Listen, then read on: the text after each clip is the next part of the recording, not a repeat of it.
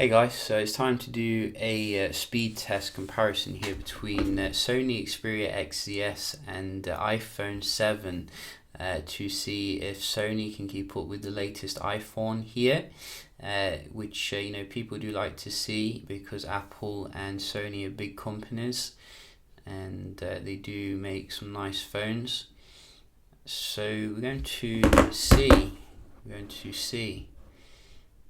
Can the iPhone 7 hold its own against the latest Sony in terms of the performance? And straight away you can see iPhone is ahead in terms of the boot up. Again, I'm saying that this is an advantage of having your own processor capability. But maybe when the XZs does get going, it will show some good speed. We have updated the iPhone to the latest software, iOS 10.3.2. So yeah, we're going to have a look here how they do compare. We are running Android 7.1.1 on the XZs as well. So we'll just open up some apps here and you can determine which one you think is the more responsive. So go and go. Camera, so that was the iPhone, I think. That was Sony that time.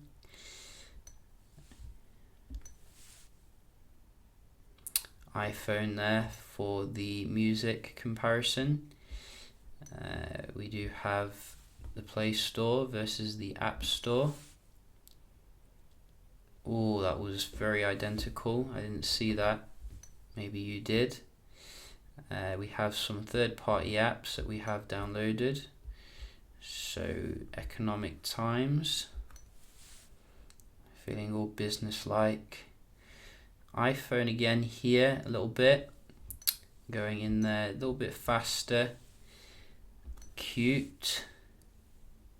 Again, I think the iPhone will only just.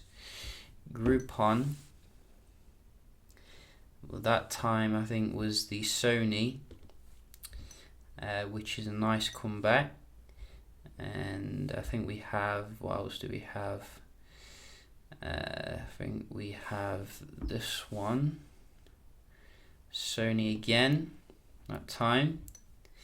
So Sony's slowly clawing back here, which is very nice to see because usually Apple is very fast compared to Sony. We do have some games. Usually the iPhone leaves Android standing when it comes to the games. That was identical. Very nice load there on both of them.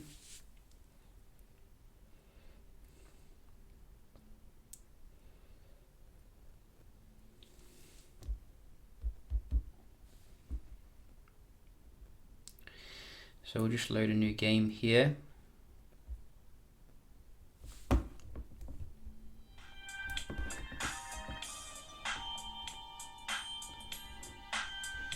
Speakers are on the front, I think, here a little bit.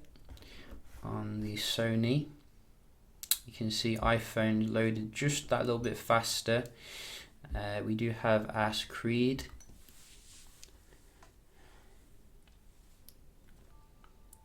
Again, one thing which is really good about when you're downloading apps on the App Store is how fast they install. I think I've said that before. I mean, this installed probably like 15 minutes faster than on the Sony, which had to pull a lot of data down when you actually go into the app. So it looks like it's also loading the game faster, as you can see. And we're ready to go, which is nice. And I think we have one more.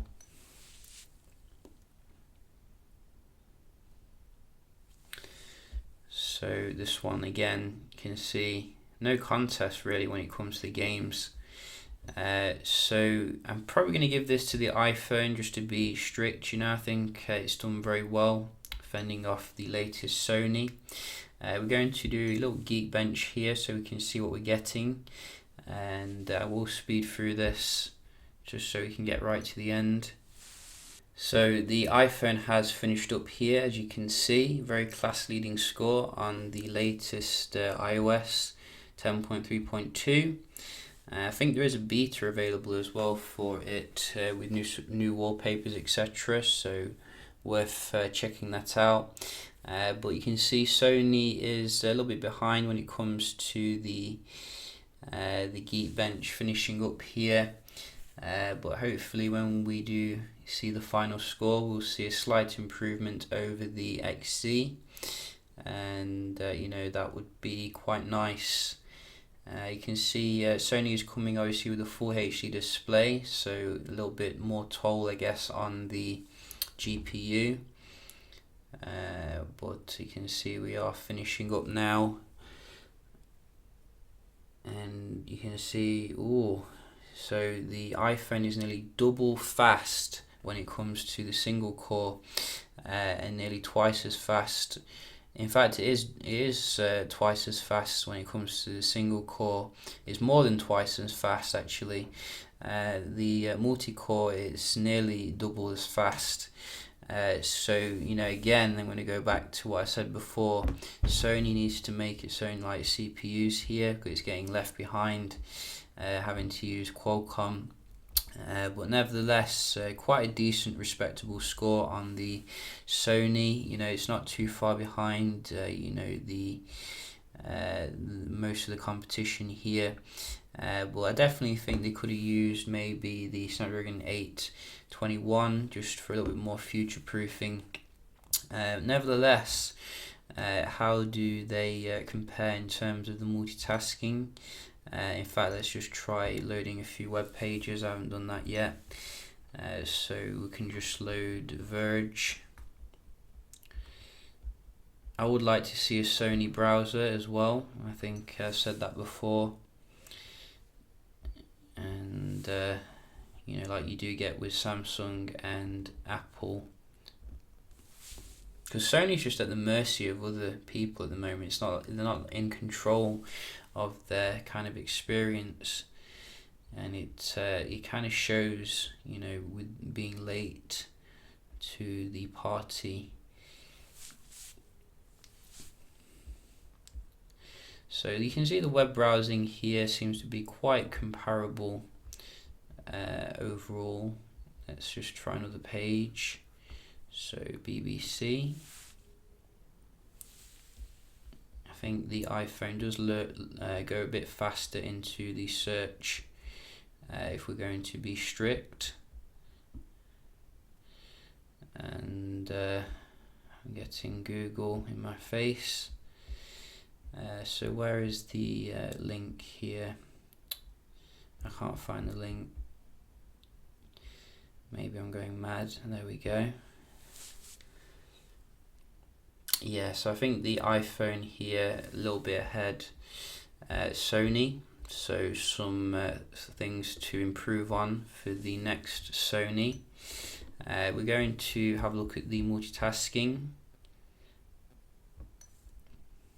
So 2 gigs of RAM here versus 3 gigs of RAM, and so far the multitasking on the iPhone has been very good.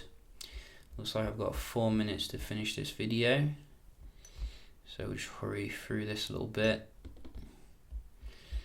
I think we are seeing some reloading on the Sony,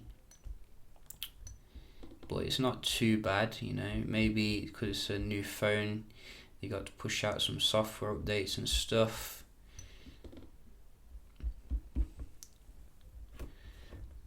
So yeah, I think right now Apple and Samsung are a bit ahead when it comes to the multitasking stability overall, so I don't even have to go through every single one. Just try a game.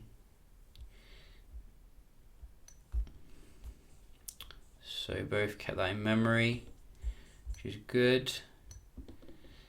And this one, both kept that in memory, which is good. But which one will fail me?